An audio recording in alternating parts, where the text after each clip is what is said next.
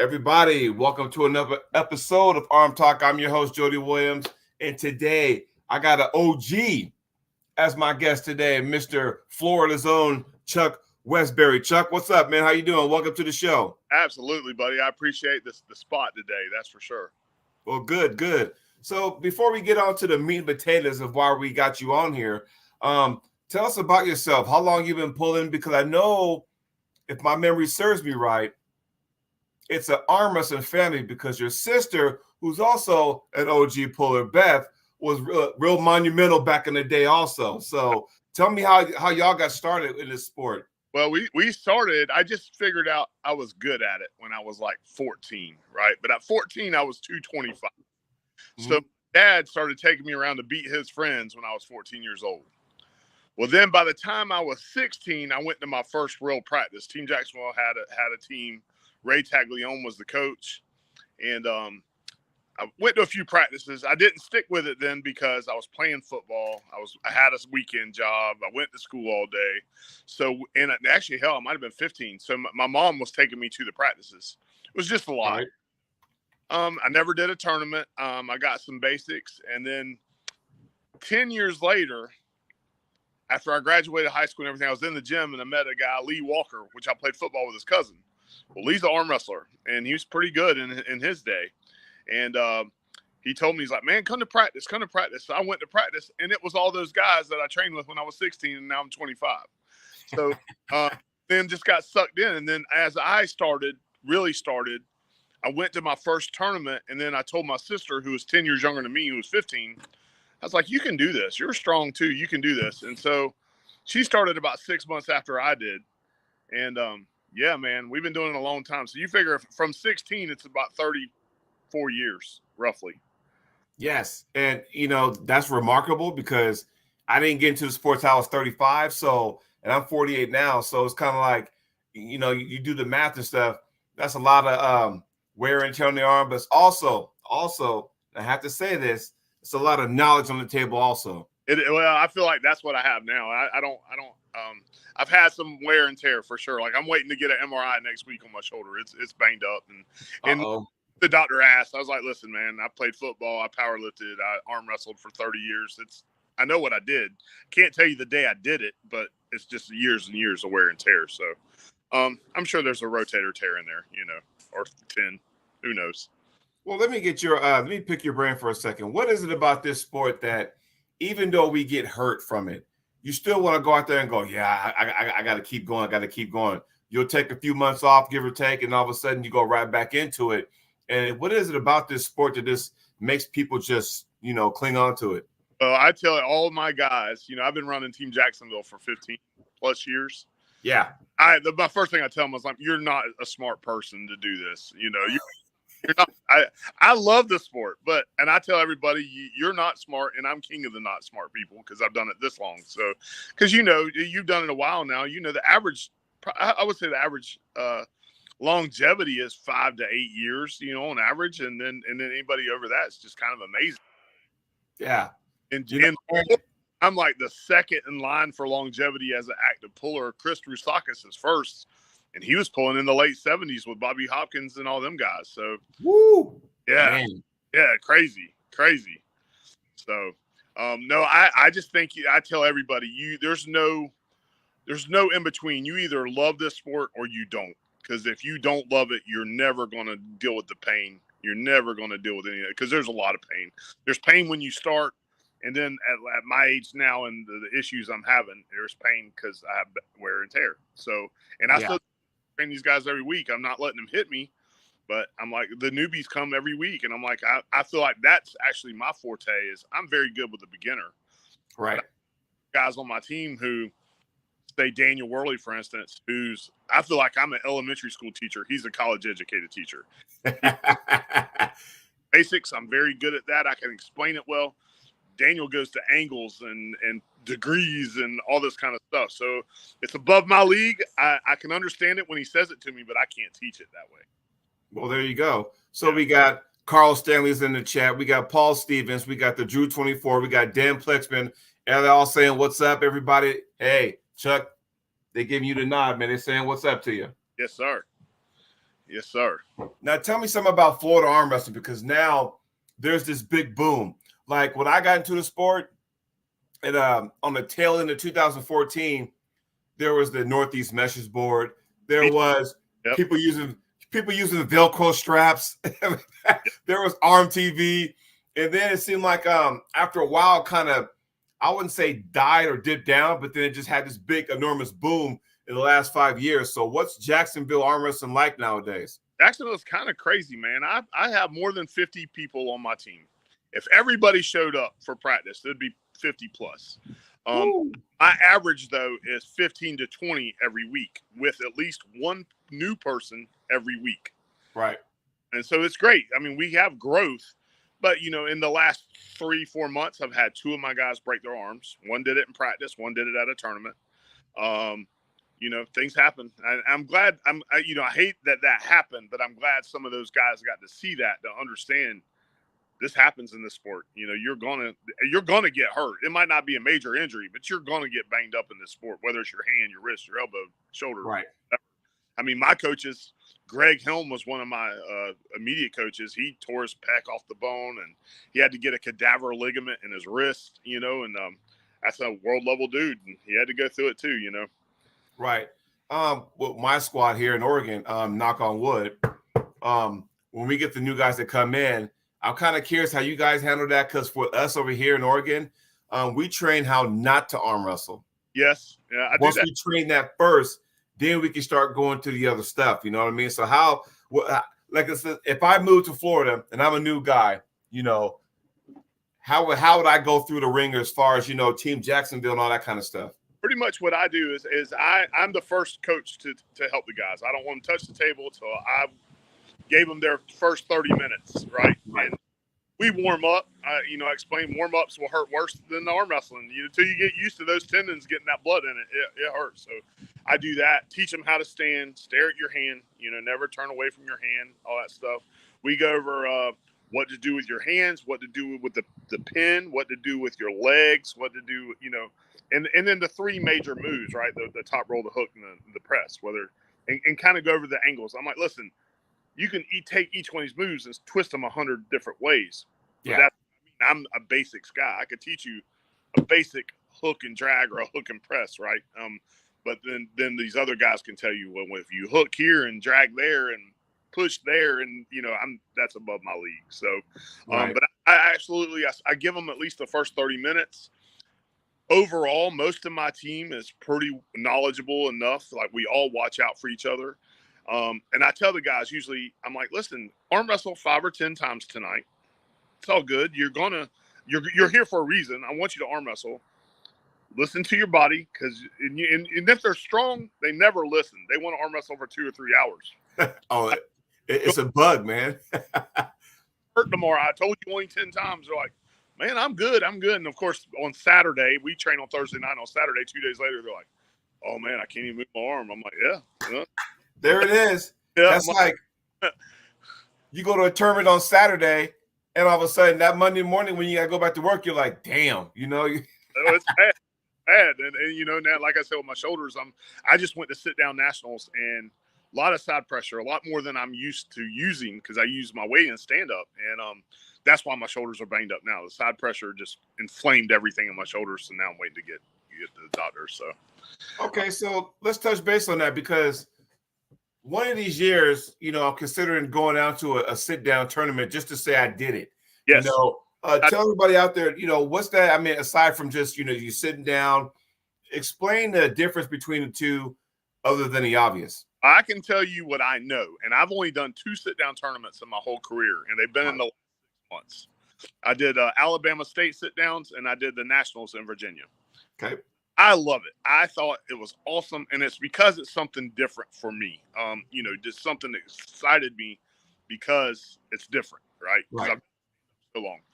For me, the biggest thing is a lot of side pressure. The hit is different because you, for one, when you start, your feet are under the table. You have to start your feet under the table, and one butt cheek has to stay down all the time. And it's a bad habit, because you want to stand up immediately to use your weight to throw it over, and right. use your weight. but it's in a different way, and you're not using all your weight because you're sitting down, but you can slide around that seat. You could do a lot of things.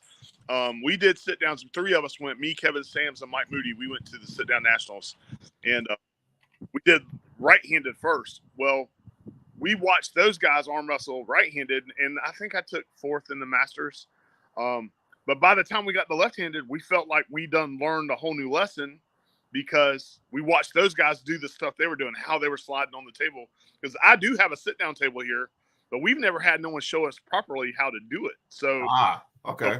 We learned by trial and error at the tournament, and but by the end of 2 tournaments now, I'm far from an expert, but I damn sure got a lot more knowledge than I had last year. I watched that, and I watched some old footage of sit downs, and back in like the early 90s, there's a couple tournaments I saw that there were like these seat belts that was on the actual bench to assure that you got to keep the butt cheek down and stuff. And so I was like, do they still do that or no? There is. I mean, it's just like tie down straps, the ratchet straps for your truck, but it's an absolute seatbelt. That's what it is, and it does help. One of my guys, he kept standing up, so we made sure he used the seatbelt because he almost fouled out. Right. I didn't have that problem. I don't think I fouled on my butt once, but there's a ref there actually sticking a ruler under your butt cheek. If the ruler can go through, you fouled. So any daylight at all, it's just like your elbow, right? And of course, every referee is a little different than the last one. And any arm is you can't get it all the way right, but it's all good. So one more question before we change topics. Does that mean because it's sit down and you can't use your body that there's more longer matches? I don't think so. I think it's just a different technique. I think because you can use your body, you're just not using all of your body. Right. Legs, it's just different. So, and like I said, I'm far from being an expert on sit downs. I've done it twice now, but I really enjoy it. I was okay at it considering I don't have a lot of practice at it. And so, but it was definitely something now that we practice more. But there's only 2 or 3 tournaments a year to do it. But Virginia was awesome. Those guys put on a great show. Steve Stanaway, great, awesome legend for sure. And it was his tournament, and it was awesome. It was great. Nice. So what's the training look like? I mean, how active are you? I mean, aside from the sit down and stuff that you do, I mean, you still pull like you used to, or you kind of scaled back, or what? I've definitely scaled. I scaled back when my kids came along. Like you met them at Worlds. You met my one daughter who got upset. Oh yeah. There now because of my shoulders, I'm probably won't pull again till next summer. Once I get, I'm assuming I'm gonna have surgery this summer. Is what I'm thinking. So right. So that's really scaled me back. But on average, the last 8 to 10 years, I probably only do 3 or 4 tournaments a year. Okay. It's plenty. I think that's plenty for me and my age because my kids played sports. I was their coach. You work 50, 60 hours a week. Plus, I want to get in the gym 4 or 5 days a week, so it all adds up, right? Yeah, you got to figure out what's important. And I push family. It's a big deal to me. And I have 2 daughters. They both arm wrestled at Worlds. After Worlds, they probably said they'll never do it again. And right. I'm okay with that. I am and I'm not, right? I would love for them to do it more, but if they don't want to, I'm not going to push them. And but my sister did it with me for 20 years until she had kids, so right. But yeah, we do it, but I'm definitely scaled back, and I have a grandson now. Yes, congratulations on that. I'm hoping, that'd be. I didn't have a son, so I have a grandson, and hopefully he'll kind of follow in our footsteps, and I can train him. I mean, my daughter Lily was world champ at IFAs at 13. And my sister didn't win her first Worlds till 21. So we do have a genetic gift in this family to be strong in arm wrestling. Hopefully the grandson will get it too. There you go. I always got to ask my guests this, and tell me which will you prefer and why. Weights, table time. Ooh, I do both for sure. Right.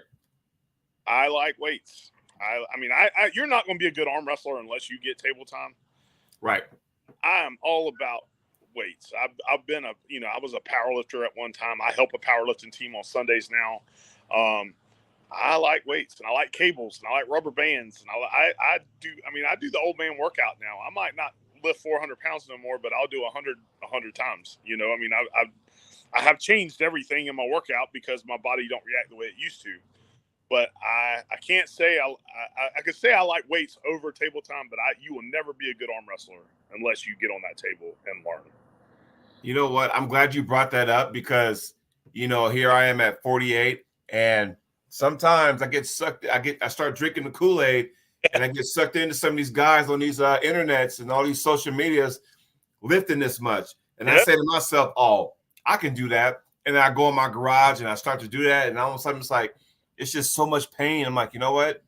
Let the young guys do all that kind of stuff. I can't do that no more. I do love it. And like when I met you in Orlando, probably 2 weeks before that was my strongest ever. And I was 47 years old. Yeah. And I hit 450 on bench for a double. Best I've ever done. Last time I did 450, I was 28 and I did it single at 47 double. But I trained with Jason Toole, who's also an arm wrestler and a bench presser. So he weighs 200 pounds and he's trying to bench 500 right now. And so I work out him, and it's the same thing. I watch him do it, and I'm like, if you can do this, I can do this. And you know, I'm with you. And it's ego. The ego is a problem with our breed, just because we compete. It's fun stuff, and if we're a big, strong guy, then you got to use that. You know. Well, yeah, you sit there and you be like, oh, you see somebody do a strict curl, you see somebody do a pronation lift. It's like, oh, I could do that. But then when you do it, you like add 5 more pounds just to see if you could do it. And then you post it, you know? I'm guilty. I just like you and your the hand gripper you use, you know, that I have one of them in my gym. And I can't figure how to use it. But when then a non-arm wrestler goes in there and knocks out 150 for reps on it, and I'm like, okay, if you can do that, you're not even an arm wrestler, then I can do more than that. And then, right. Yeah, it's fun and it hurts all at the same time. Right. But on the same side of that coin, on the other side, like you said, though, you get to a certain age, it's like, you know what? I'm not 24 no more. You know, I got to realize that, okay, I'm at an age now where it's like, you know, and for me, you know, I'm all about the master's class. I'm like 2 years away from being a grandmaster, which is weird in itself for me to say that out loud. But at the same time, it's like, I don't need to do all the 400-pound bench presses. I don't need to do that no more. Now it's like, for us, it's like health. But I damn sure get sucked into it because even now, I do thrive in the master's class. Same thing. I feel like I'm pretty good in the master's class. I will truly be a grandmaster in August. I'm only 3 months away from that. Right. But man, I've been number 2 at nationals half a dozen times or more. You know, I've never been number 1. So now I'm down on weight class. I'll be 50. Hopefully I can sneak in and get me a national championship. You know, my sister is a 22-time national champion. So of course she got to rub that in my face a little bit as we've come up through the ranks, you know. So back when her and Casey were going back to worlds and stuff. 22-time national champ, 2-time world champ. Casey, 6-time national champ. So yeah. And top 3 in the world. Yeah. So. And, you know, back in that time, you know, those two were like, you could not see one without the other. They were joined at the hip, but they were actually lighting the world on fire, you know. So you saw them a lot on ArmTV. You saw them a lot, you know. Not in the arm wrestling world, but they're the same way. They work together. They raise their kids together. They're best friends. They still hang like that. So, and they'll be at my tournament. They're running brackets for me. I have some of the best women working for me. I got Nicole Cisco from Georgia, ex-world champ. Renee, national champ. Beth and Casey, national world level. They're all working for me at my tournament this year, and they're all retired from arm wrestling now. So, well, good. Since we're talking about your tournament, let's go ahead and change gears and talk about that. You have a big event coming up, and you say it's in June? June 8th. All right, so tell everybody in the chat what you got going on. June 8th, Ramada Inn in Jacksonville, Florida. We have the Mayhem and Middleburg 7th one I put on. The open classes are round robin event. All open. We have all 6 classes, 54, 76, 98, 220, 242, and plus. No novice classes this year, and it's only because of time. We are trying to save time because the round robin takes a lot of time to get through, and the longer I do this, the more I'm trying to figure out better ways to save time. So this year, my saving time is no novice. We're going to do ref script to start every match. and then we do round robin, and then my other classes are double elimination: women's, teenagers, masters, and little kids. Gotcha. So I'm running 5 tables, and we're going to start at 11 a.m. and hopefully, I'm knocking on wood, hopefully we could be done around 7 p.m. You know, that's the goal. If it happens, if it doesn't happen, it's okay, but that's the goal. I have a push to try to make that happen, because for me as an arm wrestler, I like the 4 or 5 hour tournament, and the people who would travel in and want to travel back the same day, it gives them plenty of time to get home. People who want to hang out and have a drink and after pool, got plenty of time. I have the room till midnight, so Right. we can have a great time. It's just that's where we're at. But last year it was the biggest tournament besides Worlds, right? It was the biggest tournament ever put on in Florida. I had 260 entries last year, which was that in that game that jumped 100 from the year before. So it was a lot.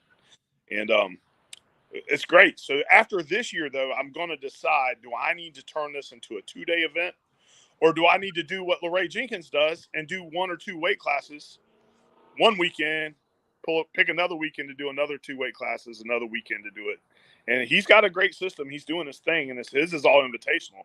Mine's open, so I'm expecting more than one of my classes to be over 30 guys. You know, I'm liking this. I was just going to ask you because a good friend of mine, Ryan Grondin, up in the Pennsylvania area, they put on an awesome tournament in March, Winter Blast. Yes. And that used to be Sue Fisher's tournament. And then they kind of took it over with her blessing. And so now they getting like 500 some odd entries. But thing is, though, it's almost so big that they got, I actually told him, you need to go 2 days, man. Yes. Because when you add now, the thing is, some people are adding a semi-pro class. Right. Okay. You do that and you multiply that left and right. Then you got to go open, amateur. There's 4 additional classes, which means if you fill those things up, that's even more time. So you may have to sit there and go have a 2-day event. So like what you were just saying, you might have to go 2 days in yours. Do you foresee yourself in the near future doing that because of the amount of entries you're getting? I do see in the next year or two, something will have to change. It depends on my turnout this year, right? If my turnout, I'm expecting more than last year. So last year I had 250. In my mind, I'm expecting over 300, right? If I get 300 entries, it's a huge day. But this year, the difference is I'm ready for 300 entries. Where last year I was not ready for 250. I was ready. So, will it jump tremendously? Maybe, maybe not. But I do have 5 tables. I have 13 referees. I have 4 bracket girls. We're running 2 computers on the brackets. So they're going to one set's going to have 2 tables. One set's going to have 3, so they can keep up with their own thing. And it's all about speed and speed, efficiency, and having a great time. And it's great. So I put money back into my tournament this year, and I bought the bracket system from Corey Miller. So not only do we have that, now you're in the Airs bracket ranking. Mm-hmm. And we'll go in and pull that out. And the round robin is absolutely true where you're going to rank, because you get 1 match with every person, you know, and unless you make it overalls, and then you might get another shot at them. Right. And that's the thing about round robins, because the way it's set up, more oftentimes than not all the time, but more oftentimes than not, somebody's going to walk in there undefeated. Somebody's going to walk in there winless. Yes. Now, that doesn't always happen, but it does tend to happen from time to time. So with your round robins, and this is where, you know, we're talking about some of the best in that particular weight class. And, you know, when you have those kind of things, yeah, they can have a tendency to go long. But as you know, as you're being a promoter, sometimes you don't know who's going to show up until the day of. You never know, because there's always sandbaggers. There's always, I mean, I have people tell me for months, I'll be there, and then never show up, never called and said they're not coming. So I just, I sit back and ride the ride, you know, and as a promoter, you adjust on the fly. Right. And I never wanted to be a promoter. It wasn't, but I've arm wrestled so long, I feel like I know what a quality tournament takes. And I feel like, and overall, like I give out trophies. That's fine. Right. And I do give money to the first place people and the overall people. I used to give money out for first, second, and third. But when I had to start paying for the ballroom at the hotel, which actually have 3 ballrooms because we're going to open it up to have seating for 500 people. Right. That all costs money. So I have to rob Peter to pay Paul. So only first place person gets money, and they're getting half the pot. So it's $30 entries. If there's 30 entries, first place gets $450 because that's $900 in the pot. Well, think about that, because you're still at a point where your entry fee is only 30. Hell, back in the day, it used to be only $20, $15, and then as the year goes on, it gets a little higher. And some tournaments are like $50. It's like, oh, okay. Now I went to one, Corey Miller's first ever 64-man Super Series, the Aries thing, and that was $100 buy-in. Yeah. But for me, I mean, if you were not in the thing and you took a step back and asked me, dude, why are you paying $100 for an entry fee? Well, think of it. You had a legit chance to win. Yeah. Number two, you also look at like, okay, what's up for grabs? Hey, $5,000 sponsorship. Who doesn't want that? Because it costs money to travel. It costs money to go to these events and hotel and all that kind of stuff. And also, last minute they threw in the what's that stuff? What's those things people stem cells? Oh yeah, they're doing that now. So I mean, when you look at overall, like, man, I got a good shot to win this. I'm like, yeah, I'll put my name in the hat. So you look at that. You look at LeRae Jenkins, with his round robins he's been putting on, and then he has the invitational, in December and stuff. And you look at that, like, you know what? Okay, but every once in a while, it's okay to have a tournament, just like we used to have. And when it's, hey, it's $30 entry fee. It's not a big deal, but you never know. What are your thoughts on that? Yeah, I've been a poor boy half my life, right? So I make a living now. I'm okay, but growing up, I just didn't have nothing, right? So I believe in putting it on for the guy who can't afford much, right? So I do it. My T-shirts are $15. My entry fees are $30. The room at the hotel is like $89 with tax, right? And there's a link on the event on Facebook that has all that on it. I do believe absolutely, though, if there's a special reason to throw $100 entry fee and the winner's going to make a huge pot, absolutely. Especially if you got a shot, go for it. That's what it's all about. Yeah. So you've been in the sport a while. I've been in the sport a while. And I guess it's safe to say that our sport has changed over time. So, because it used to be about who was going to be at the tournament, not so much how much money you're giving out. Right. It used to be like, I got, 8, 9, 10, 11, 12 guys in my class, whereas now we kind of morphed over to super matches. Not a bad thing. Where and how do you see our sport as it is now, as opposed to when you first got into it? Well, truthfully, I am an old guy, and I have a lot of old ways that I think, right? So I do remember being at Florida States, and listen, when I went pro, everywhere I went, I had Cleve Dean, Bobby Hopkins, Senior, Junior, Ron Bath, and Dave Randall. Every tournament I went to, it was stupid. And once I got better, I could pull a top 3, right? And I would leave with a trophy with all those guys in there. To me, that was amazing. To me, that really meant something to me. Right. I like that. I think that's awesome. One of my first tournaments, Cleve Dean he beat me. He pulled me aside. He's like, man, your hand's really strong. You need to do this and that, and that's just the awesome part of this sport to me. I do think it has lost some of that due to YouTube, due to social media, due to super matches. Because I know a lot of people are in it for the money, for the glory. And listen, if that's your thing, it's all great. I just know the average person is never going to make more. I think I've made $1,000 in a match once, and I made 100 here and there, but I've way more money than I'll ever make in it. And my sister was pretty lucky because at the level she was at, she got to travel to 4 or 5 different countries being sponsored. And because of her clout, it was very easy for her to get that, So it's a catch-22. I like the old school way because I'm the old guy, and I am trying to evolve with that. Just like with the Florida arm wrestlers, we have these different associations. That was hard for me to swallow. Last year I teamed up with FA. No reason I didn't. This year I didn't. There was no reason I didn't. I just do what I do and not have to answer to any of them. And I'm not affiliated with anybody. I'll go over the rules. It's pretty basic arm wrestling. It's just I don't have to deal with those guys. But you're more than welcome to do this. And I don't want to get too deep into that because I knew that once the Florida Arm Wrestling League came about, and I'm thinking, man, if you see that gold jersey, yeah, or that black jersey with the gold in it, you knew it was like, okay, that's a Florida event, hey, they're deep, and so it was cool. I'm thinking, one of these days I might have to roll down there and see what's going on. they had a great. And there was a split, and I'm like going, okay, here we go. We're splitting stuff now, which is unfortunate, but be that as it may, you just hope that when arm wrestling splits, it almost makes you choose one side or the other. Where I'm going with that, I use that as an example for Florida, but you see the IFA, you see WAF, it's like, okay, what are we doing now? So just as a old school guy like yourself, myself, how do you see how this thing unfolds with these two organizations now?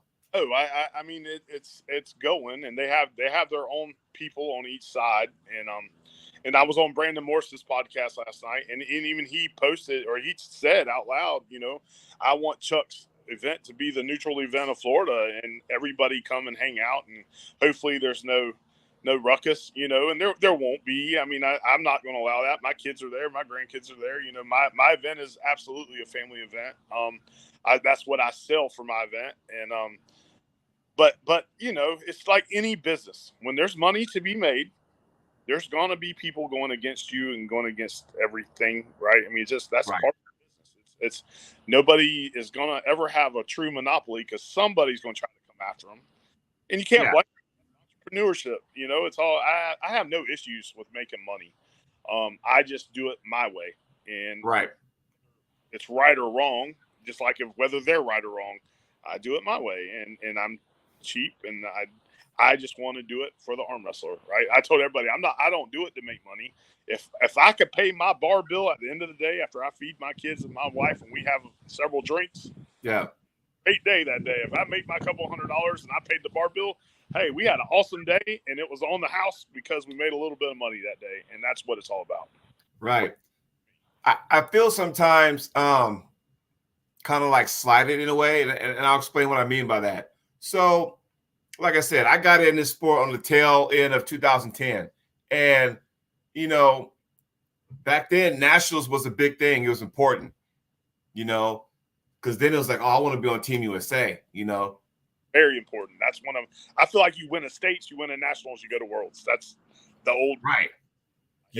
And that's what you want to do. And everybody push for that. And now, the good thing about this sport is that probably when COVID, it kind of locked everything down, but when we got the green light to lift everything and start going again, all these organizations were being born. The problem is, when they split, meaning IFA and WAF, it almost seems like now if you win a world title, it don't mean as much anymore. And it's unfortunate because now, it's like, okay, because even I've gotten comments before in circles and stuff, and even listening, like when I went to Orlando in 2021 and pulled the Masters and took second place, it was kind of like, for me, it was cool to stand up on that podium. Absolutely. American flag draped around me and stuff. And yes, granted, I lost to a guy from Brazil, but still, for me to be up there, I thought it was pretty cool. And, sometimes, you hear, I got friends on both sides. Oh, you need to come to WAF. That's where all the competition is. I'm like, okay, because do your history now. 2020 was supposed to be IFA Worlds, but because of COVID, it got bumped back a year. However, IFA is getting more and more and more. Yes. And then somebody asked me, well, how come our Team USA team is not as big as it used to be? And I'll say one thing, and I want your opinion on this. So they say, all these other countries, they got their big name, their heavy hitters there. How come Team USA can't? I said, well, think about it for a second. When you say Ron Bath, Dave Chafee, Travis Bajent, those guys been there and done that. They went to Worlds when it was a big thing. They won it. Why go back? Because now when you get these guys going to East First West, and they're getting paid to fly over there, they're getting paid, they're getting put up in a hotel, and you're probably getting maximized money too. Then you got to ask yourself, well, why would they leave a country to go over there for Worlds when they already won it for one? But two, it's like they're getting nothing in back. You get nothing out of pocket, Right. Yeah. WAL. they were making money and they didn't have to leave the country. So that's just my opinion. I could be wrong, but what's your take on that? No, I agree with everything you're saying. I mean, the biggest thing I don't like with the world organizations is the bans, right? When you're banned and you have to write a letter and say you'll never pull IFAs again, and all, I mean, I have a hard time with politics and arm wrestling, and because I used to ask my coaches, I'm like, why do you worry about that? Why and why? I just don't understand. We're just here to arm wrestle. Let's have fun. We're going to arm wrestle. We'll have a good time. Right. Well, old guy, I'm in it, and I have to explain it to my guys. But I've never told any of them never to do an organization, because I'm like, listen, this is the thing about arm wrestling, especially in Florida. There's an arm wrestling match every other week in Florida, right? Somewhere. Yes. And I'm like, if you want to go and you can afford it, you should go and have fun. That's period. Right. And so that way, if you like, WAF was top 2 at nationals to get invited to WAF. I was invited to WAF 6 times. I never went because of money, because of whatever. Family, everything, and just didn't have the opportunity. And I hate it because I know I was on that ban list. I pulled an IFAs, right? At whatever. Doesn't mean much to me because I know I'm not that level guy. Right. But it just sucks, in my opinion, that it has to go to that much politics for a puller to arm wrestle on a high level. That's not pay-per-view, so. Yeah. Just was trying to curious to see where you stood with that, because it's like, I look back, if you go Arm TV with Gary Roberts and look at all the stuff that he's actually posted on YouTube, and you see those classic tournaments, and it's like, man, how come we can't get back to that? We're talking about those venues were packed. It was all about who was there. Actually, I stumbled upon a documentary a while ago called "Live in the Pool." You were in there. Yeah, absolutely. Yeah. One time, and my sister I want to say she was even in Pulling John. Her and Casey had it like a referee. They were referees on one of the Pulling John matches. And yeah, it's all. I mean, I love it. I've been in the sport forever, and I promote it constantly. My wife hates it. We'll be in a restaurant. Waitress is carrying the tray, and I'm like, look at her forearm. Look how big her forearm is. And then I start talking to her. She's like, oh my God, he wants you to come arm wrestle. And so they're carrying it like this. All of a sudden, it's like, oh, she might be a flop presser. Absolutely. I mean, I can see all of it, so long you just know. And of course, you get the one in every 100 who actually tries it. But right out there, I throw it out there every chance I get. But I will say this, and I want your opinion, because I have to say, doing this sport has granted me some opportunities to go to different places. Like, yes. I would have never thought. I mean, just within the country, Florida, been to Ohio and Texas and Kansas City and Oklahoma, and then if you want to, in Arkansas, if you want to go a step further, I've been to Canada, I've been to England. So I would have never thought that this sport would have got me places to where I can go travel and compete. Where have you gone to compete in the sport? Overall, the South. That's where I've been mainly. The furthest I went was New York. Mm-hmm. We GNC Pro Performance. There was 3 qualifiers across the country. We went to South Beach, Miami. We qualified. Me, my sister, and Scott Herrath. And then we was on ESPN in New York City. And man, I was an amateur. I took second at the qualifier. Thought I was the man because I took second to Pete Wabuka. I actually got a win on him. It was all great. I thought I was the man. And we go to New York. My first draw was Travis Badgett. And so he spanked me. And then the second draw was Dave Morocco. And he spanked me because I'd only been arm wrestling about 6 months. But right. I said, well, that sucked. If we be on TV like that, get my butt handed to me. And then my sister, I think, took second up there because she'd only been arm wrestling 6 months too. So right. Yeah, that was big for me. I mean, truthfully, man, I'm a true Southern boy. I never had interest in going to New York City. So glad I went now. Yeah. But at the time, it never fazed me one way or the other. It's some of those old school tournaments you wish would come back, like the Yukon Jack, the GNC. I think they did a thing about that. What year was that? I think it was 2001, maybe. And they did that with Atlanta, Georgia. Was that 2001? It had to be, I think, because we went to New York and it was ground zero, so it was the next year. Okay, you got the GNC, like I said, Yukon Jack. I mean, some of those tournaments that were like big time that are not around anymore. the Mike Gould Classic in Canada, the Yes. Arnold Classic, and I just got word today on my other podcast show that there's some rumors about the Arnold Classic coming back, but we'll have to. Had Rule of the Nation, which Gary Roberts was a big part of all back then, and that was huge. I remember Daniel Worley shaving their head and everything to make weight for that, right? I mean, just doing everything they could do to get to the weight class out in Kansas City. And my sister did IFA.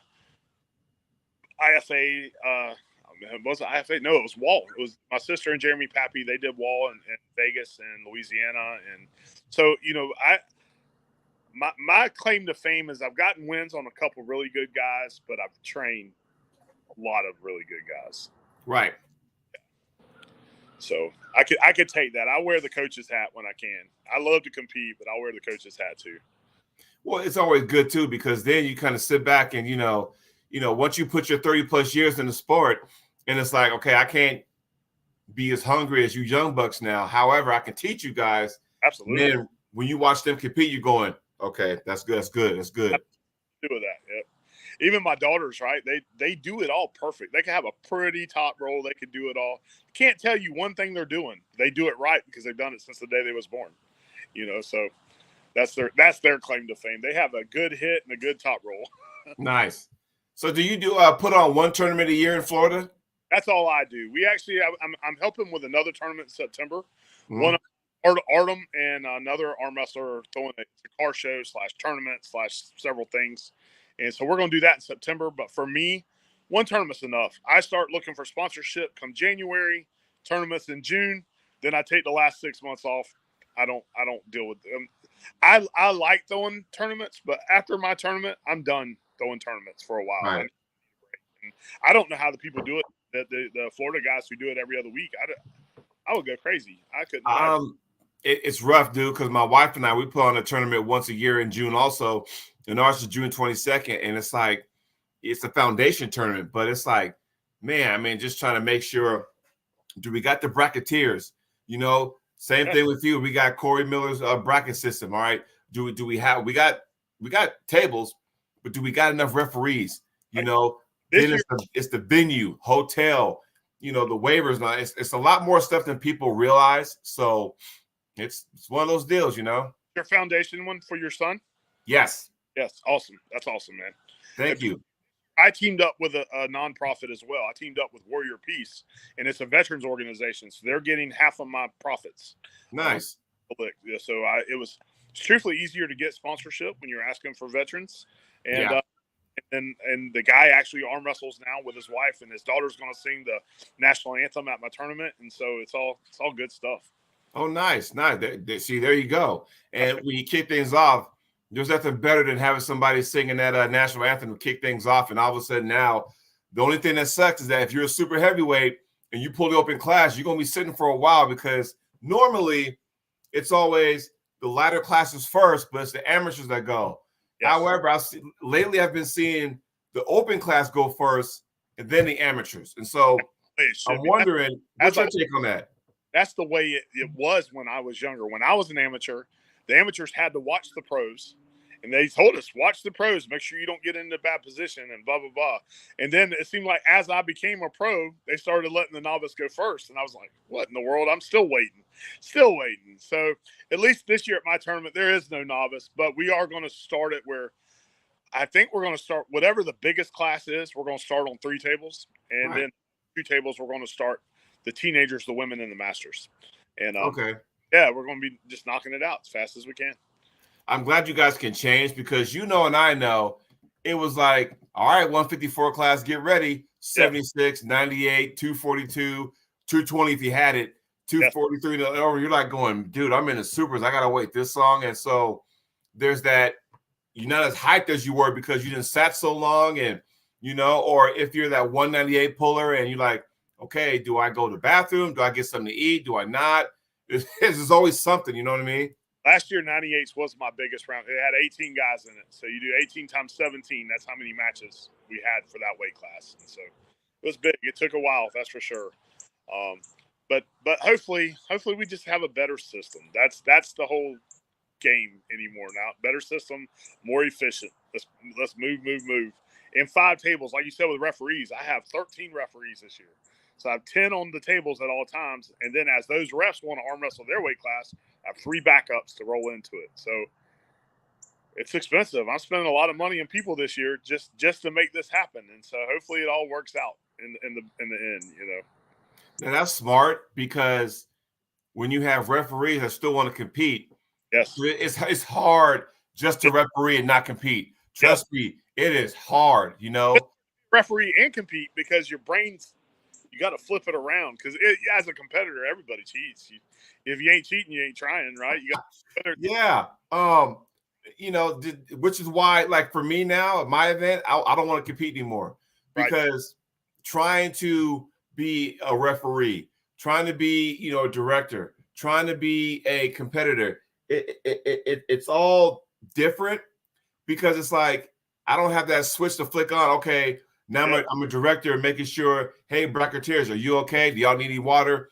Making sure you're helping them up, get on stage or whatever. Okay, now I'm a referee, you know, I'm doing that. Oh, wait, I'm on deck? Okay, and then it's just too much for me to sit there and do all this, and I can't get in my mind. So, you know, I'm at a point now, I don't want to pull no more. I just want to make sure the tournament goes smoothly. That's probably the more important thing. I can go compete elsewhere, but I mean, for me, I want to make sure that everything goes smoothly. That's where I'm at now. I'm the same place. I had said about a few months ago, I was like, if I'm going to arm wrestle my tournament, I'm going to do a super match right at the beginning, best 2 out of 3, and then I'm done for the day. Then I can bring the last time I ran the tournament, it was a headache. Last year, my tournament grew so big that they were just calling me to the front every 3 minutes. Chuck, we got a question. Chuck. And I'm like, I was like, the best thing I ever did is not arm wrestle during the tournament I'm throwing. Even though I've hired plenty of people to make these decisions, I got a head ref, I got head bracket people. I'm like, y'all can just do it. I trust y'all.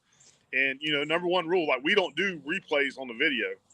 Oh, you know, that takes plenty of time. If you do that, you add in a lot more time. And I know a lot of people would do it, but I'm like, my number one first rule of the day is referee makes the final call. That's the old schoolest call you can make. But I don't want to hear it. If you got a bad call and everybody's going to get one, you're going to get that call in the next round. Karma is karma. It's going to happen. I've been on both ends of it. I get it.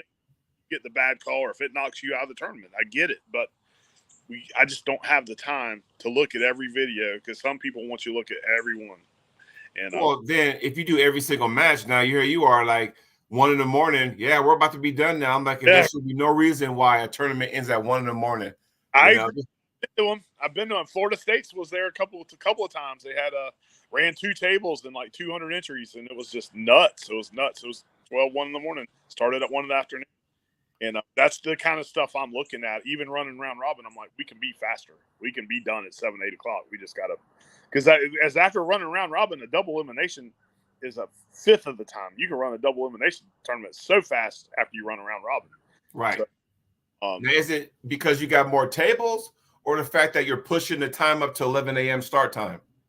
It's both. I think it's going to be both, and no novice and all rest grip. I think that's going to knock out the rest grip. I think it's going to knock 30 seconds off every match. You got 9. That's an hour and a half, right? I mean, it's just it's going to add up in the long run, and that's all we're looking to do is trim the fat. If we can keep trimming the fat, it will be more efficient at the end of the day. And I do like the fact that rest grip, you know, go ahead and they're going to go ahead and now remember, for some of you guys out there are some people who don't like the rest grips because they can't put their thumb where they want to, or they can't. Sometimes the ref are going to put you where they put you. Yes. And it may be uncomfortable. So, you know, I like the rest grip, but I would rather get my own grip. But this is just, it's going to be a across the board rule for my tournament, just for time. That's all it's for. As your sister says, and having superb bracketeers, by the way. Right. You know, so and that's the thing. It's a hit or miss. When you grip up, you know, it's like, okay, somebody's always trying to get the extra cheat, or, you know, scoop down, you get the little carve, whatever, where it's like elbow down, the refs are going to put you where they need to put you. Now, you may not be happy where they put you, but we're trying to get this tournament rolling, because we don't have the time to sit there and have everybody, you know, get to their sweet spot and all that kind of stuff, you know? Not going to be happy at everything, right? It's just not going to happen. you can do your best and you can make 99% of them happy. Somebody's going to leave a little upset. It happens. Last year, because I ran out of time, the bar was going to kick us out at 8 o'clock. They said, you have till 10 o'clock. And we haven't even done right-handed yet. Oh, damn. I changed my format from round robin to double elimination for the last half of the day. We were done in 2 hours. So it was crazy. But some people are like, Chuck, I wanted to do the round robin. And I'm like, they're kicking us out. I wasn't planning on. I never had a tournament past 7 o'clock till last year. Right. So I changed venues this year, and I have the room till midnight, and I have, I'm doing everything I can do to make it better. Hopefully, the ball bounces right into the net. That's the goal.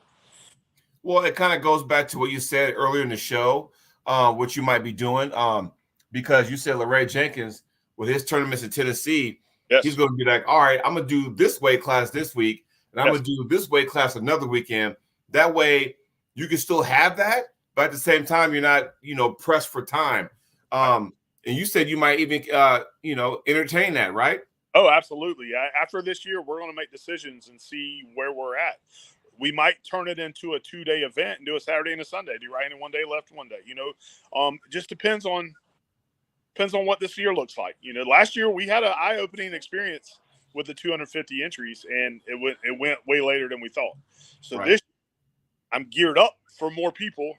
But we got to see how the ball falls again and then decide next year, are we going to do a one-weekend event? Are we going to split weight classes up and do 4 events throughout the year? I mean, you never know. It's all a play in the game. We got to figure out what the rules of the game are. Always changing. Now, when you have these tournaments going on and you got a bunch of entries, and you got a lot of bracketeers. Now, are you going, when you have multiple tables, are you going, hey, this table is 54, this table is 76, that table is 198? Or are you going, you know what? Let's wipe this whole class out, get that one class on every single table to make. How do you decide that? This year, I think when we're going to kind of go also the same thing. We're going to go on the fly. But if I have, let's say I have 30 guys in my round robin in one weight class, 198 has got 30 guys. What I've decided to do, instead of having 900 matches to get through that one weight class, we're going to split that weight class up into 3 10-person round robins. Mm-hmm. So now you only have 300 matches to get through the whole weight class. 3 10-person round robins. Right. Then take the top 3 of each of them brackets and make one more bracket of another 9 to get the true top 3 in the weight class. So if we have that, and I have one bracket person running the 198 class, I will probably split up all 3 classes on those 3 tables. Those 3 198 classes. It's all one class, but I've got it split up into 3 brackets, and we'll just do one bracket on each table, and then just knock it out, just like you said, knock it out, and then get it down to a finals, get it down to those final 8, final 9, let them go at it at the end. Now go ahead. We take it all the way down to 0 at the end. There's no more matches when that weight class is up. Okay, I was just going to ask you because, some people go, we're going to run this weight class to the top 3. Yeah. Okay, cool. Because, once you get down to the top 3, you got that intermission. Right. Just so we can kind of get everything all lined up. Okay, hey, now we're going to run the finals. You're going to run the whole thing through until we get a winner, yes? Yeah, because there's not a final 3 in round robin. It might be the last match of the day to figure out who is the top 3. And then if there's a tie, like I had a 3-way tie a year ago between Jeremy Pappy, Mike Newman, and George Whitfield. Right. Whitfield beat Jeremy Pappy beat Mike Newman beat George. Oh, God. So then we had a 3-way tie off, and I made them all armor. We flipped a coin, we put 2 against each other. Then that winner took on the 3rd guy, and it ended up being Newman beat Whitfield, and then Newman went against Pappy at the end, and Pappy won. So. Gotcha. So there's always a way. But usually we would just go back and look at the bracket and see who beat who. But because they're a 3-way tie, the one beat one that beat one, we had to figure out a different way to do it. And it was fair. It's the true winner came out. That's what it's all about. And also, I like what you just said, and maybe I misheard you, but you said if you have one person, just focus on the one. I'm assuming you guys got a bunch of people, bracketeers. So if you have, for example, let's say you got 4 laptops, yep, and you got Corey Miller's system up, then it's like if you got one person specifically doing that one class it makes things easy because there is no jockeying and flipping, oh, let me get this photo. Oh, wait, 242. Okay. Now we're going to go to 243. It eliminates all the jump back, Yeah, last year we had paper brackets. So going to the computer system, like we had a mock tournament a month ago just to test it and see. And man, it's so fast. Right? Really, one person can run the computer, but I have 2 people teams for each computer. I'm running 2 computers, 2-person teams, and like two of them, or one computer is going to run 2 tables. One computer is going to run. I have an A team and a B team. The A team is going to run 3 tables, and yeah, that's exactly what we're going to do. We're going to let them focus, and that way, between those 2 girls, they can watch who wins to hit the mark. And plus, it's hard to get an arm wrestler to go to the table to say, I won. You got to keep telling them, come to the table. But that ain't gonna never change, unfortunately, because it's like. But my sister's done this so long too, and Casey, they're each going to be on their own computer, that they have no problem yelling at everybody.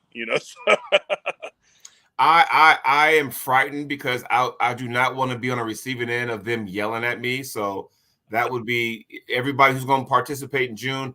Have your butts there and be ready. When you win, you go straight to them and go, "Hey, I won. My name is so and so." That's right. Keep everybody happy. Right. Beth also says Corey Miller has changed the game for us. Yes, because paper brackets, and if you're doing an outside tournament, you got the wind blowing and pages flying everywhere, and you got to go grab that, and it's just easy to go click. That's it. Rather than let me write this down, and all of a sudden you're trying to hurry up. That. Girl calling on the microphone. I have 3 girls for each bracket. One was on the microphone, one was tallying, and one was counting the tallies to keep up with the winners and the losers. I was just like, but I had 3 person per bracket sheet, and it's a lot. It's a lot. Where now really one can do it. I have 2 for each just to make sure we're on top of it. But I think one could do it efficiently. I would rather be have more than have less. No, that's all. You always want to, because you just never know. Right. Because you don't want to like you said last year, when all of a sudden, you got caught with your pants down, where it's like, oh, you weren't prepared for 250, but now, hey, you prepared for more if you need to. Like, hey, bring it this time because we got everything all lined up. So if you get 300, we ready. Yep. So where are you pulling next? I will be in Fort Worth, Texas, July 17th at the World Series of Arm Wrestling's qualifier. Nice. That's the one Greg Sharp puts on. How many tournaments do you do now? Have you backed up? I mean, I know your boys are older too, so. Yeah, my kids are adults now, so it's kind of like, okay, so next week I'll be in California. My daughter's getting her master's degree, so it's cool because when I started, my kids were young. Yes. But then when they got to a certain age, when they started doing more sports, I kind of scaled back a little bit, and now that they're adults now, I kind of, did some more tournaments, but I recently just got a new job, so I'm kind of like at the bottom of the barrel as far as PTO goes. And I like to commit. Like, hey, if I got something I want to be at, I'm gonna commit months in advance. I'm gonna go ahead and do that, because to me, if I tell a promoter, hey, I'll be there, unless something happens, my goal is to be there. That's just what I am. So right now, I've only done 1 tournament all year. That was the one in March that Corey Miller did, that Aries thing. And then after that, July, and after that, who knows what's going to happen after that? It's up in the air. So 2 this year, I did a Florida Armed Combat tournament, and then I did Virginia. And so, I'm ahead of my pace anyway, right? I already did 2. It's not even June yet. And so I would have probably ended up with 3 or 4. My actual plan was to pull Florida States at the end of the year and hit 1 over the summer. But with my shoulder banged up, I'm just I go lift weights and now arm wrestle at practice, but I don't see myself pushing tournaments yet. Right. I mean, I'll probably do Washington State. That's like one state up north for me. So I always kind of go to that one because it's weird because, like I said, old school pullers back in the day, the Pacific Northwest has some serious tournaments. Absolutely. And now, it kind of just fell by the wayside. It's kind of sad. So now, like, we don't even have a state title. We don't have a state championship in Oregon now. Oh, wow. It's weird. And, it's just sad. I mean, we used to have the U.S. Open every spring. Bill Collins would do that. Denise and Leonard would always do the Oregon State Championships around St. Patty's Day weekend. That's kind of gone, and it's sad that it's gotten to that point. But, you got to travel to get a good tournament going on. So there's only 3 tournaments basically in Oregon. They're all in the summer. So it's kind of like, everyone starts gearing up in the spring. So boom, boom, boom, boom, boom, boom. And after that, we're kind of like, okay, now we just wait for Washington, which happens in between Thanksgiving and Christmas. So tournaments out in the Northwest is kind of weird, but that's just what it is right now. So I remember when Florida had two. We had Florida States. We usually have one over in the Panhandle and maybe one down south. We had 3 a year was the average. And Team Jacksonville at one time was just me, Beth, and Casey for about 2 years. Right. I took it over for 2 or 3 years. It was just the three of us, and we traveled around and we did everything we could do. And now it's just unbelievable how many of these guys show up at my house every week. And that's amazing, man. And it goes to show you now that your team has expanded, and you can sit back and go, yeah, I'm enjoying it, because now you get to see your pupils go ahead and do some damage. And I love watching them coach too. Like I can't, like we have so many new guys, I can't keep up with them. But even my wife, like she's never arm wrestled, but she's like, Chuck, look at that guy. You might hurt himself. Sure enough, go grab him before he hurts himself, and tell all the other guys watching. He knew you got to watch this guy. Don't let him do that again. So, but yeah, it's all good stuff. I can tell you another thing too about Mayhem. For anybody who doesn't know, Sarah Botman is going to pull the 176 round robin men's, or it's open class. There you go. And hey, you know what? As soon as we get off here, I'm gonna go ahead and repost that flyer and get it out there again. But here's the deal. So again, it's about who's in the class. Yes. What 176 guy does not want the opportunity to go ahead and pull Sarah? Like, okay, I want to see what this power is about, and you will find out real quick what it's about. But still, you grip up and kind of go, okay. And when it's all said and done, you can sit there, have a beer, and go, hey, can I pick your brain for a second? And what do you suggest I do? That's what everybody seems to miss about that, is the fact that when it's all said and done, now look, we ain't enemies no more. We can all hang out and talk shop, Best part. But yeah, when Sarah pulled 175s 2 or 3 years ago in my round robin and went undefeated. So now the 76s, and we're going to see where she falls. So I'm good. excited to watch it. It's always good stuff. Nice. Well, my friend, this is probably the quickest hour ever. Yeah. Been an hour already, man. Is there anything else you want to add before we go ahead and put a bow tie on this bad boy? Do what? Say that one more time. Is there anything else you want to add to the show before we go ahead and call it a good? No, I want to thank you for the opportunity, man, to come on here and say hey to everybody. And everybody remember, June 8th, Mayhem in Middleburg 7, Jacksonville, Florida. The event is posted on Facebook. It's a public event on Facebook. And the hotel and everything link is inside the event on the discussion. So, well, I will go ahead and repost that flyer too, so that way people will know. So, hey, my man, thanks for coming on the show. It's been a while since we've seen each other, man. But my fingers are crossed. Good luck at your event. Yes, sir. Thank you, Jody. All right, we'll talk soon. Take care. Everybody, that was Chuck Westberry. Met him a few years back in Orlando at the IFA World Championships. Met both of his daughters. They're cool people too. And Chuck is just like, he's an OG, but he's also awesome father, now grandfather, awesome big brother, and then some, loving husband. He's a good guy. And I like him a lot because of the fact that he's from the old school where arm wrestling meant something. And hopefully one of these days we can kind of get back to that. But everybody, thanks for watching the show. Appreciate that. And I will talk to y'all soon.